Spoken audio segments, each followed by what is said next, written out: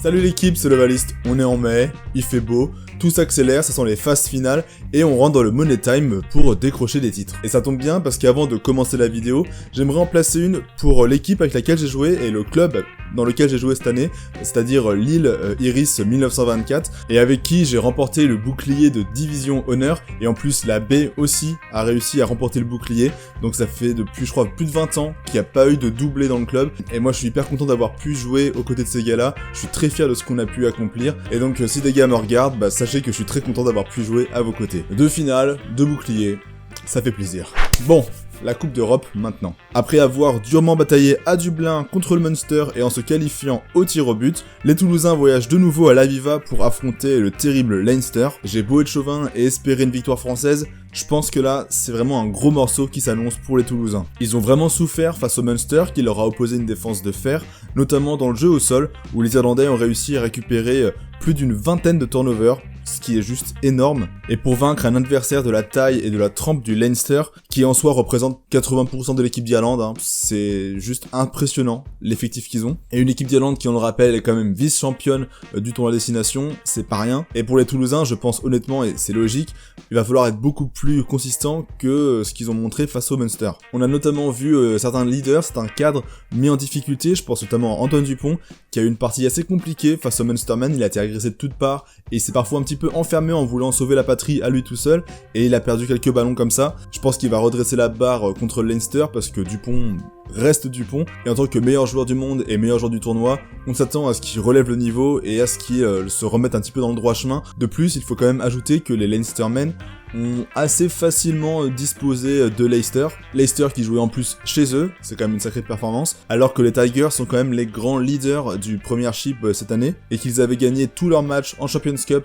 jusqu'alors. Donc ça place quand même le niveau de cette formation irlandaise qui cherche un 5e titre et qui s'appuie sur un groupe ultra solide avec quasiment que des internationaux irlandais. Je vais pas tous les citer, mais devant on a Porter, Furlong, Van der Fleer, Ryan, Conan, et derrière c'est presque la ligne de 3/4 titulaire du 15 du trèfle. Toulouse cette saison me paraît quand même un petit peu en dessous, voire même carrément en dessous par rapport à la saison dernière. Je les trouve moins organisés, moins impressionnant physiquement, moins dominateur, mais aussi tout simplement moins serein sur leur jeu. Il y a pas mal de ballons tombés. On l'a vu face à la l'Ulster où ils sont qualifiés de justesse. Ils ont eu pas mal de déchets dans leur jeu et je pense que ça peut leur jouer des tours face à un Leinster qui, une fois qu'il aura mis la main sur le ballon, risque de pas le lâcher avant un moment. À prendre en compte aussi que les prolongations face au Munster, ça a sûrement éprouvé les organismes parce que jouer 20 minutes de plus à ce niveau-là quand t'as déjà joué 80 minutes à cette intensité,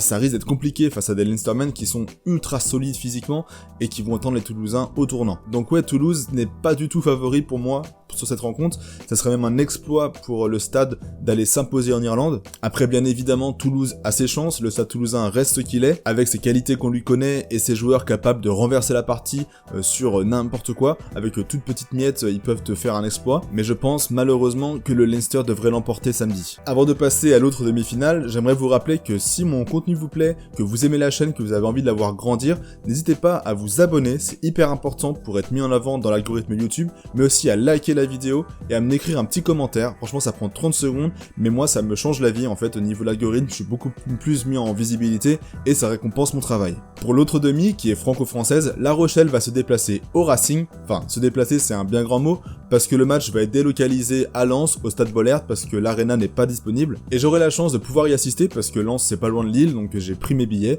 et si jamais il y a des gens qui veulent qu'on se capte aux abords du stade avant que ça commence, moi j'y serai sûrement un petit peu en avance, donc je mettrai sur Insta une story si jamais ça vous intéresse, qu'on puisse boire une petite bière, manger une frite avant que la partie ne commence. Mais donc je digresse, en quart, les Rochelais se sont débarrassés non sans mal d'une équipe montpelliéraine affaiblie mais accrocheuse, et pourtant privée de Willem C et de Mohamed Awas notamment. Malgré tout, pour moi, ils restent favoris dans ce duel qui va les opposer aux Racingmen, qui ne bénéficieront pas de l'avantage terrain avec la pelouse synthétique de l'Arena qui favorise leur jeu d'attaque. Le Racing, lui, a disposé assez facilement finalement de Sale, qui je pense était l'équipe la plus faible de la compétition à ce stade. On a vu une équipe francilienne parfois chahutée devant, mais qui a su assurer le spectacle avec ses 3/4, notamment Russell et Thomas qui sont auteurs d'exploits personnels incroyables. Franchement, je pense que tout le monde les a vus, mais je vous les remets juste pour le plaisir. Je pense, et surtout j'espère que ce duel franco-français va nous montrer du jeu, de la vitesse, des prises d'initiative,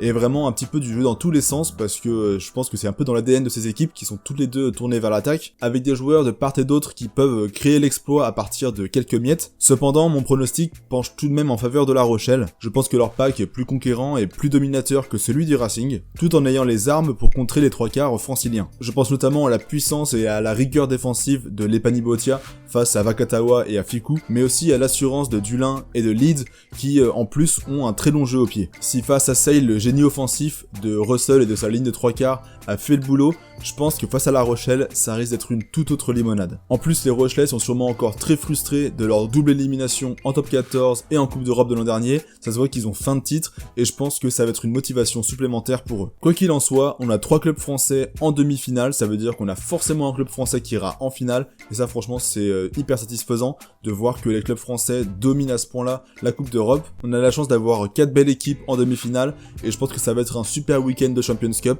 et j'ai hâte de voir ce que ça va donner et de débriefer tout ça avec vous. Et vous, dites-moi en commentaire ce que vous en pensez, parce que vous avez sûrement des avis, des opinions différentes, ou qui peuvent compléter mon propos, parce que je peux pas tout dire, et en plus j'ai pas non plus la science infuse, je ne suis qu'un simple supporter, donc écrivez-moi tout ça, moi ça m'intéresse de voir ce que vous en pensez. Je sais aussi que ce format peut être un petit peu frustrant, parce qu'il est assez court, mine de rien, il est assez compact, et je peux pas non plus aborder toutes les rencontres, parce qu'il y a eu 4 rencontres, 4 quarts de finale, et je peux pas faire une analyse détaillée de chaque match comme ça me prendrait beaucoup trop de temps, et c'est impossible pour moi avec l'emploi du temps que j'ai actuellement, mais au moins ça me permet quand même de couvrir la compétition. Je pense que ce sera un format un peu similaire, mais je pense que je vais aller un petit peu plus profond dans l'analyse évidemment. Par contre en tout cas la finale, j'espère pouvoir faire une vraie analyse du type celle que je fais pour les matchs des Bleus par exemple. En attendant, je vous remercie d'avoir regardé cette vidéo, j'espère qu'elle vous aura plu. Si c'est le cas, vous connaissez la chanson, le pouce bleu, on s'abonne, on partage, on écrit un commentaire. En tout cas merci à ceux qui le feront, je vous dis à la prochaine,